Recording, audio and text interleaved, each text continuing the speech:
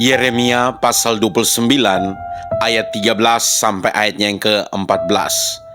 Apabila kamu mencari aku, kamu akan menemukan aku. Apabila kamu menanyakan aku dengan segenap hati, aku akan memberi kamu menemukan aku. Demikianlah firman Tuhan. Dan aku akan memulihkan keadaanmu.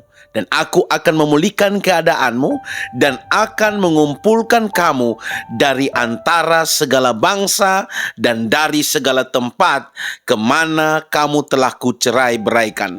Demikianlah firman Tuhan, dan aku akan mengembalikan kamu ke tempat yang dari mana aku telah membuang kamu. Bapak Ibu Saudara dikasihi dan diberkati oleh Tuhan, tema renungan kita pada kesempatan ini, mencari dan menemukan Tuhan. Mencari dan menemukan Tuhan. Dalam perjanjian lama, Bapak Ibu Saudara, kehadiran Allah dan hubungannya dengan umatnya dilakukan melalui para imam dan dengan sistem bait suci. Umat Tuhan menyembah Tuhan dan berdoa kepadanya. Tetapi para imamlah yang akan memasuki ruang suci dan berbicara dengan Tuhan atas nama mereka. Mereka menghormati Tuhan, tetapi mereka masih terpisah daripadanya, sehingga membutuhkan imam sebagai perantara. Namun Nabi Yeremia menuliskan tentang masa ketika umat Tuhan dapat mengalami hubungan langsung dengannya. Roh Allah akan tinggal di dalam mereka, dan mereka dapat menemukan Dia di mana saja dan kapan saja, melalui nats bacaan firman Tuhan kita.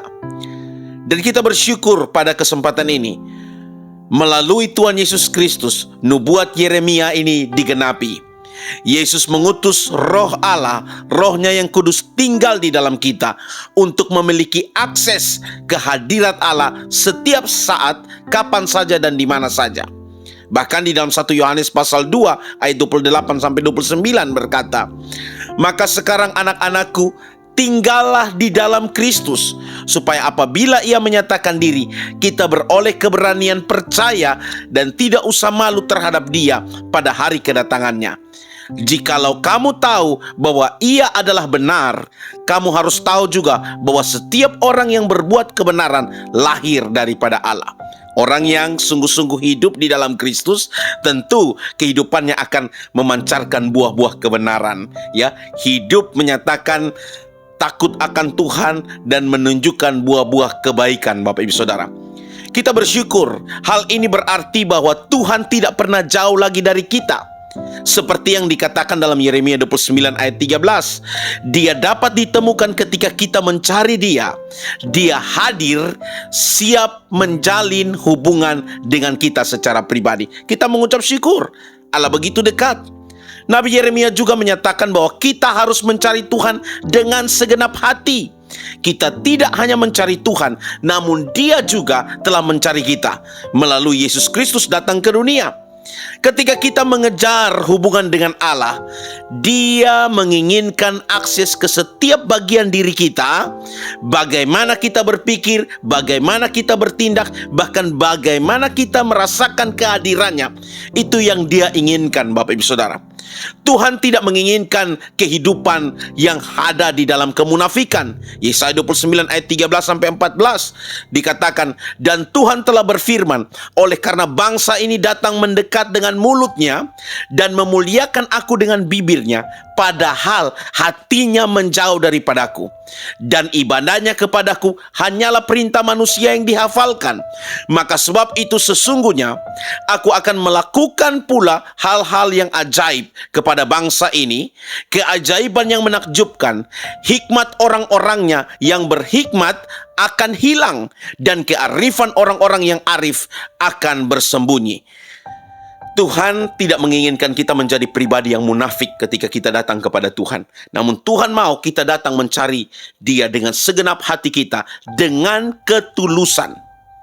Karena Tuhan ingin mengubah seluruh hidup kita, bahkan terutama adalah hati kita. Pada awalnya mungkin terasa sulit untuk memberi Tuhan akses ke masa lalu kita. Kita tidak bisa hapus masa lalu kita dan hal-hal yang mungkin membuat kita malu. Tapi Tuhan penuh kasih karunia dan belas kasihan. Dia ingin kita bebas dari hal-hal itu. Maka bukalah hatimu hari ini, hiduplah di dalam ketulusan, mencari Tuhan dengan segenap hati. Dia akan membawa engkau ke dalam pembaharuan, bahkan di masa-masa yang akan datang. Mencari Tuhan dengan sepenuh hati terkadang terasa beresiko. Tetapi kita dapat percaya bahwa Tuhan tahu yang terbaik dan Dia tetap mencintai kita terlepas mungkin cerita masa lalu kita yang kelam. Karena itu, mari mintalah Tuhan untuk mengungkapkan bagian mana dari hidup kita yang belum kita serahkan kepada Tuhan. Biarlah Roh Kudus menuntun kita supaya ada dosa-dosa favorit atau tersembunyi, mari kita lepaskan. Dan kita berdoa memohon kekuatan dan keberanian untuk memberikan seluruh hidup kita kepada Tuhan. Dan dengan demikian kita terus mencari Dia dengan segenap hati dan selalu mengikuti Dia setiap hari, Bapak Ibu Saudara. Sebagaimana yang dikatakan Nabi Yesaya dalam Yesaya pasal 55 ayat 6. Carilah Tuhan selama Ia berkenan ditemui. Berserulah kepadanya selama Ia dekat.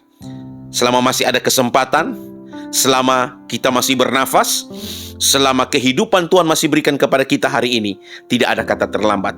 Mari berhenti dari kemunafikan dan mari mencari Tuhan dengan ketulusan hati, dengan segenap hati. Maka Alkitab mencatat, Tuhan akan memulihkan hidupmu. Kiranya renungan ini boleh memberkati kita semua. Tuhan Yesus memberkati. Shalom.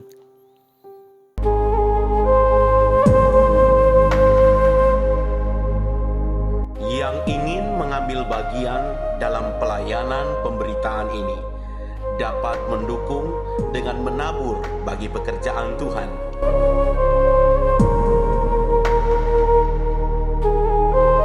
Tuhan Yesus memberkati setiap taburan kita berlipat